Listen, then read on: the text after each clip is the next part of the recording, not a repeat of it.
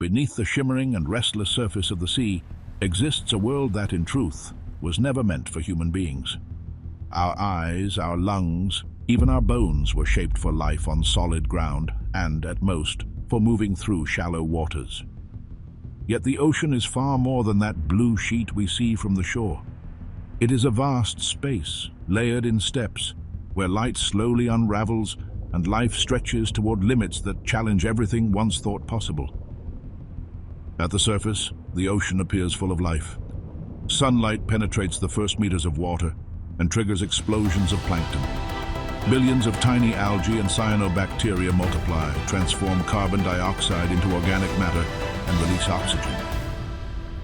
Upon this microscopic layer rise complete food chains, small crustaceans that devour plankton, fish that feed on those crustaceans, larger predators that hunt the fish, all the way up to the great stars of many documentaries.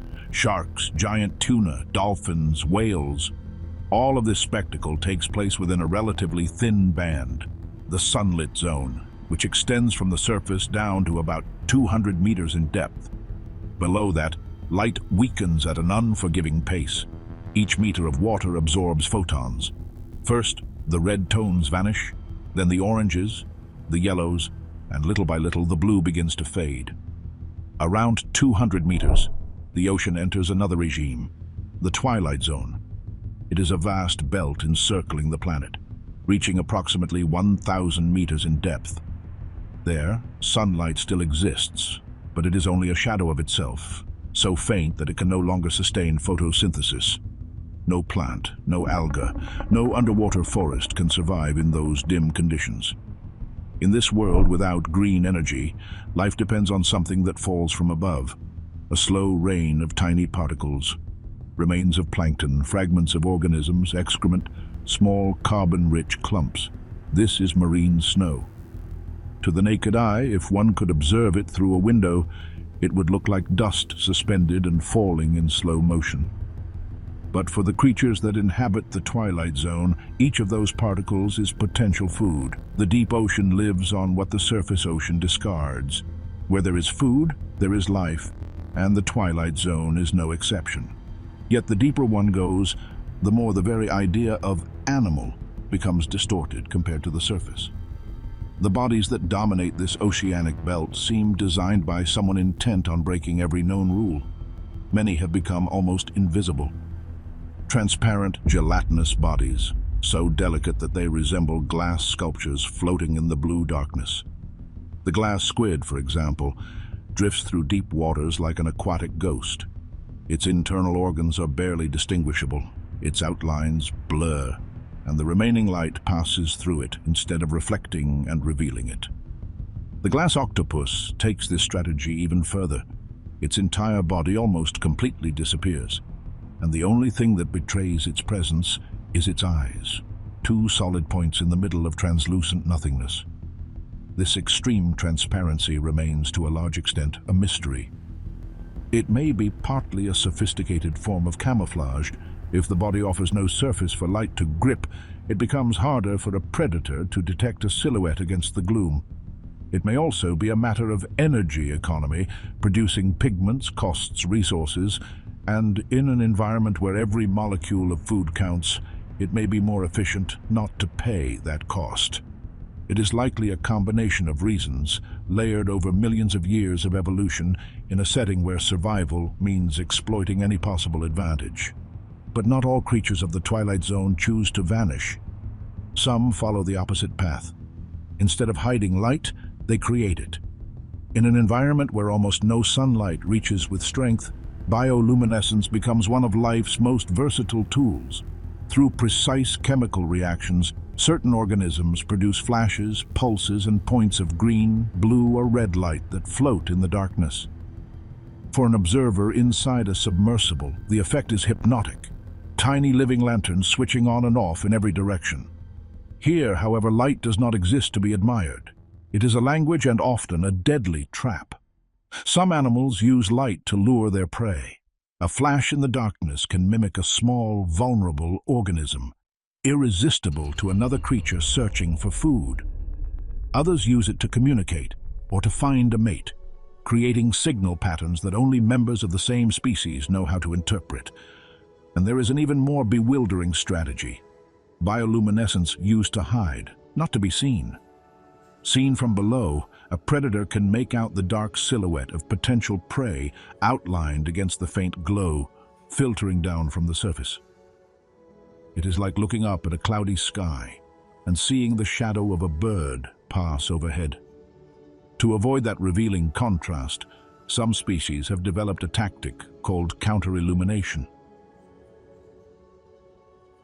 The firefly squid, for example, has light organs running along its belly, but it does not simply turn them on at random.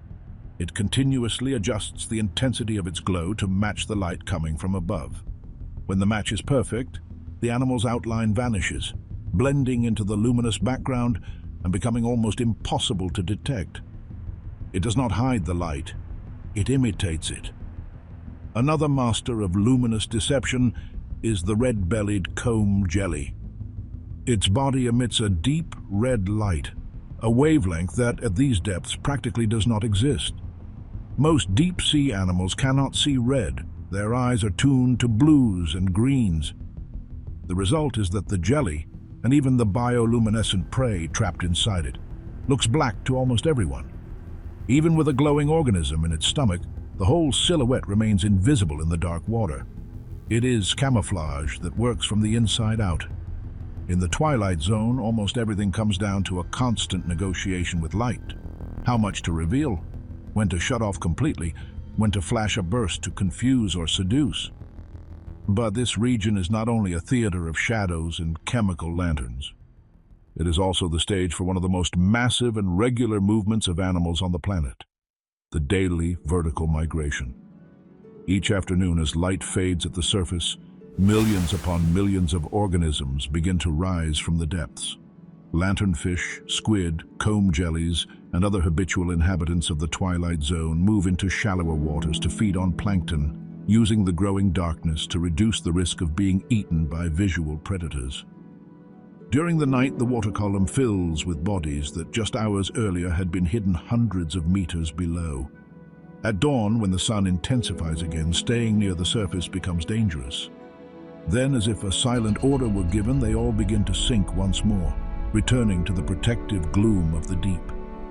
This constant back and forth, every night and every day, is the largest synchronized migration on Earth. The amount of biomass involved exceeds all terrestrial herds, all flocks of birds, and all swarms of insects combined, and yet for a long time it went completely unnoticed. No one at the surface suspected that beneath the ships the entire ocean was breathing upward and downward with a daily pulse of life. The first clear hint came during the Second World War. When navies began using sonar to locate enemy submarines, operators noticed something strange. The screens showed a kind of false seafloor, a layer that rose each night and sank again each morning. At first it was thought to be an unknown geological feature, a shelf or step in the seafloor's topography. But it was not rock, it was life. Millions of organisms with gas-filled bladders or bodies that reflected sound were moving in unison, creating the illusion of a second ocean floor rising and falling with the day-night cycle. Since then, it has been understood that this vertical traffic is essential to how the planet functions. Each night, the migration drags carbon from the surface into deeper levels, helping regulate climate over the long term. At the same time, it redistributes nutrients and energy through the water column, linking the sunlit zone with the twilight region in a continuous exchange. And all of this happens in a realm of which only a tiny fraction has been explored. Despite advances in underwater robotics, it is estimated that humans have directly observed less than 5% of the deep ocean. We have mapped the surface of the moon in detail and sent probes to Mars, yet what occurs a few thousand meters beneath Earth's oceans remains to a large extent unknown. In the twilight zone, on that boundary between light and darkness, mysteries still outnumber answers. Invisible bodies, living lanterns, gigantic migrations revealed only through sonar echoes. Everything that happens here sets the stage for what lies farther down, where night is no longer a cycle but a permanent condition of the sea.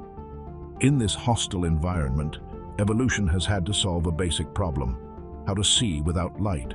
The solution has not been uniform. Some species have chosen to enlarge their eyes to extreme proportions, capable of capturing the faintest trace of bioluminescence crossing the water. Others have abandoned conventional vision altogether and rely on organs sensitive to pressure, minimal vibrations, or chemical cues. But the most radical answer has been another: to manufacture the missing light. In the midnight zone, bioluminescence stops being a curiosity and becomes the ecosystem's primary language. Jellyfish, squid, fish, and worms emit flashes, pulses, luminous bands, and blinking points with millimetric precision. Each glow serves a purpose: luring prey, confusing predators, signaling presence, marking territory, or, paradoxically, hiding even better. Among the predators of this world, few embody that logic better than the deep-sea dragonfish. Unlike most marine species, which produce only blue or green light, the dragonfish can generate red light. At first glance, that ability seems almost absurd because at those depths, red light does not exist naturally.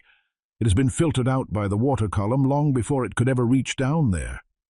Most deep-sea creatures cannot even see it.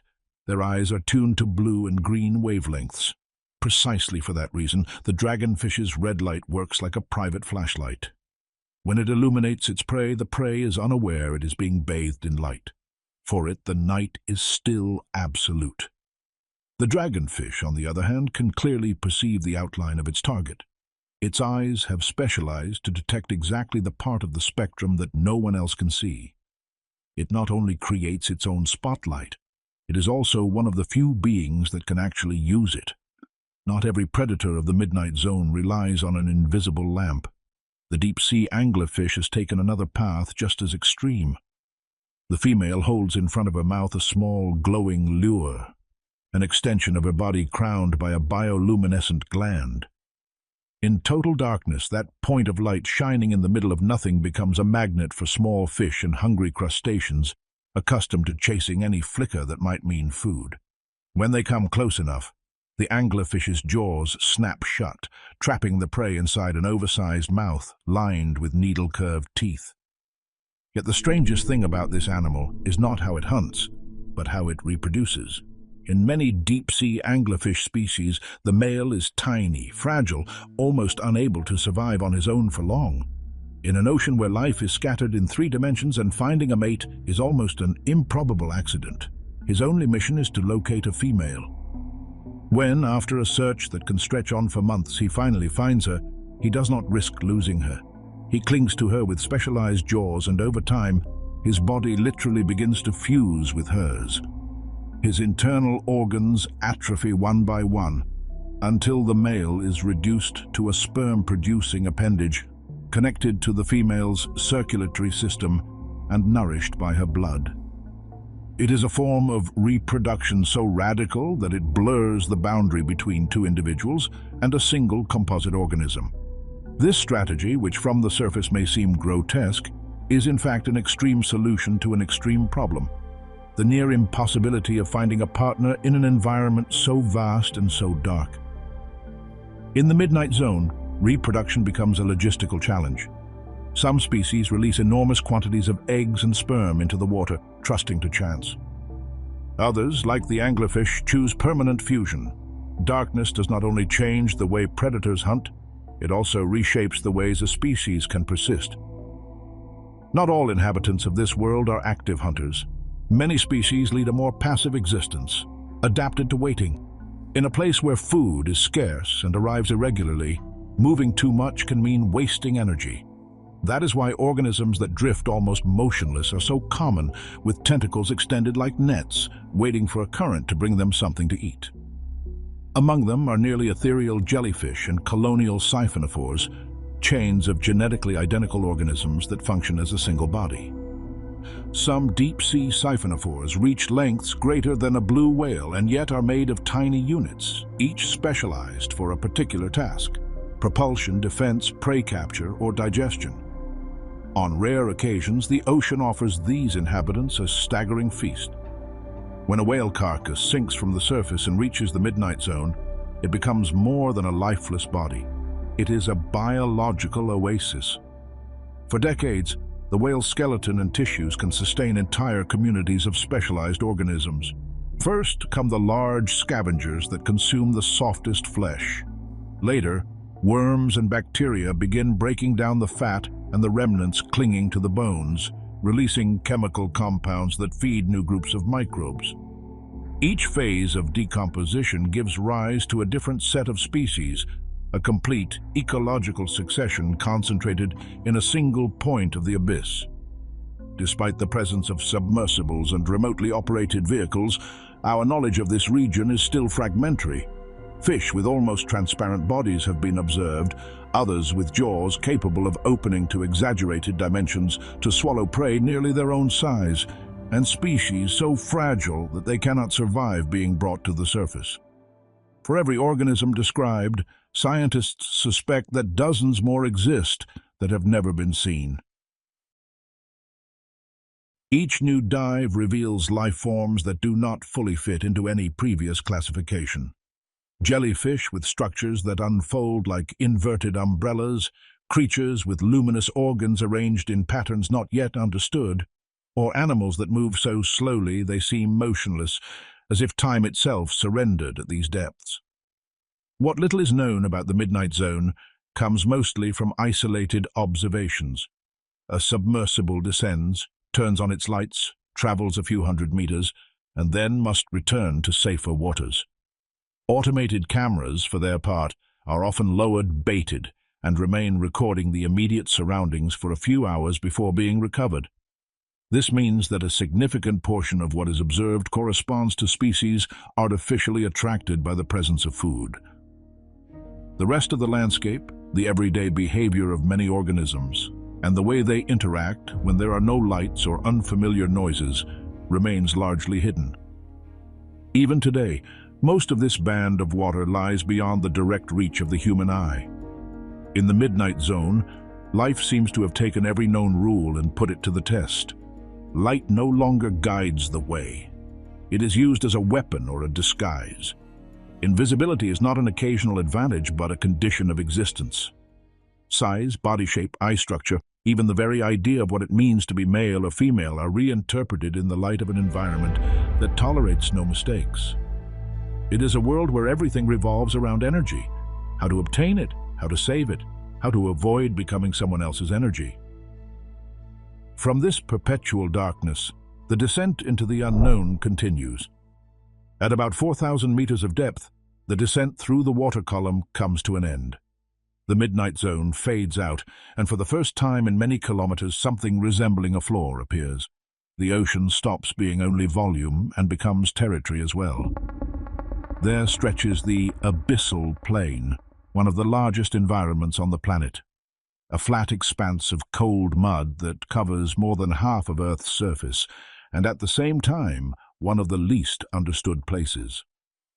There are no corals, no kelp forests, no visible mountains, only a desert of fine sediment, immense and seemingly flat, extending for thousands of kilometers in every direction.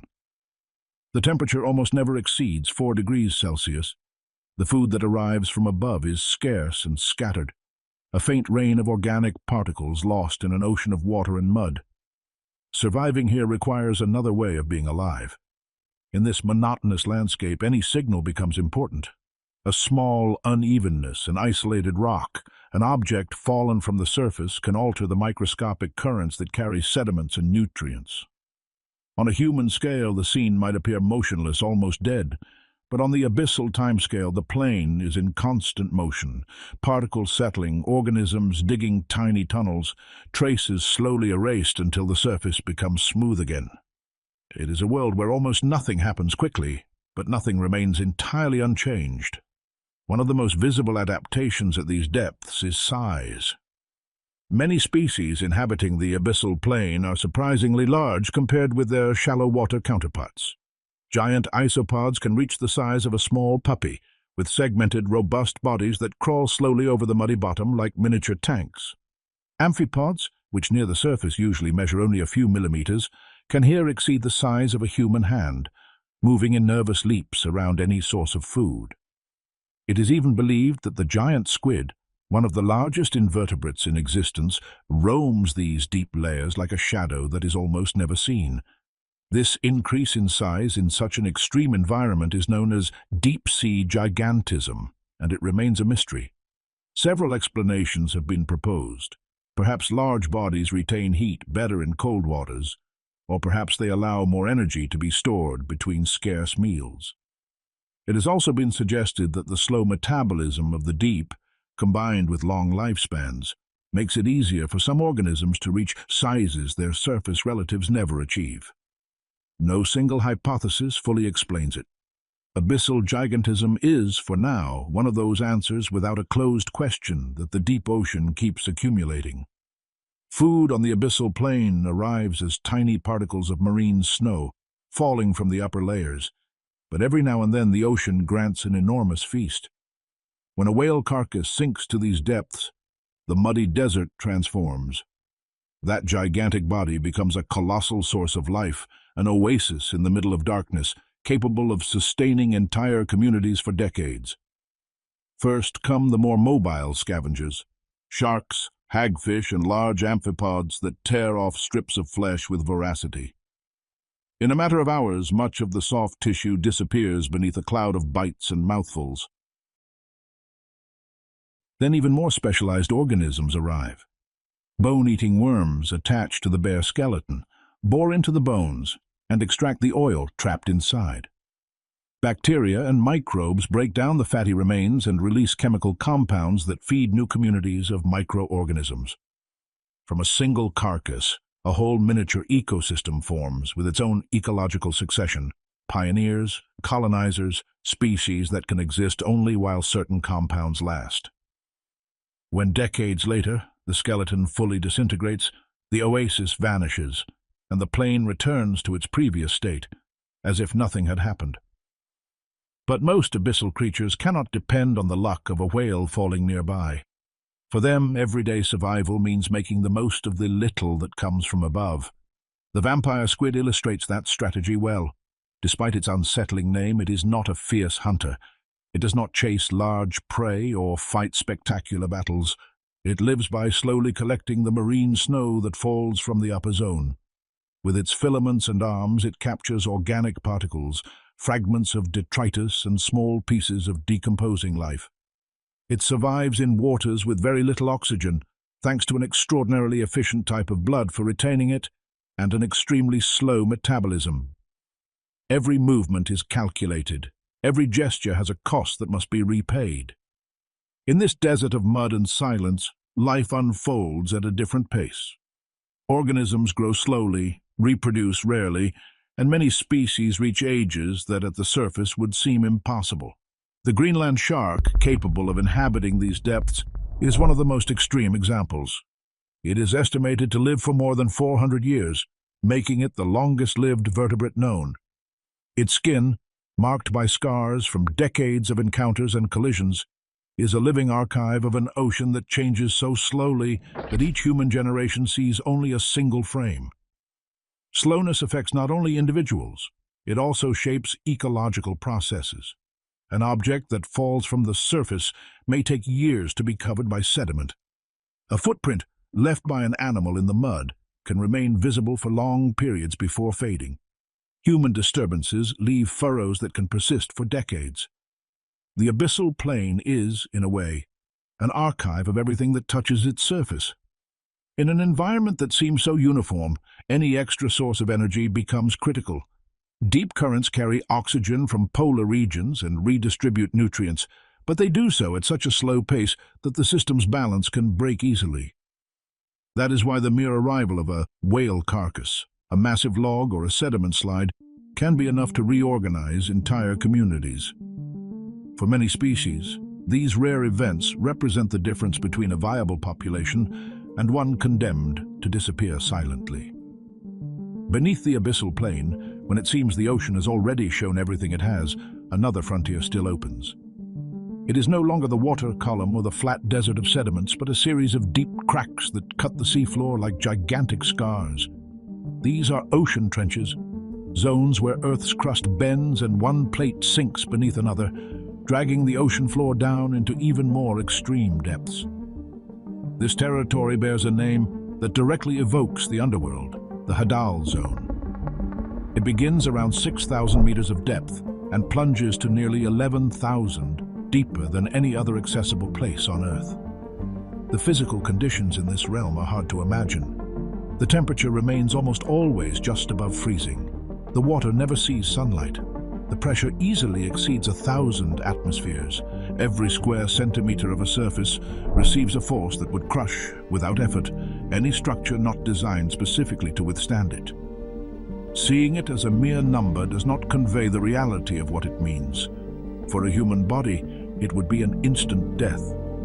And yet this environment is not completely isolated from the rest of the planet. Along the bottom of the trenches, very cold, dense water currents circulate, formed in polar regions and sunk to the depths, that travel slowly through the ocean.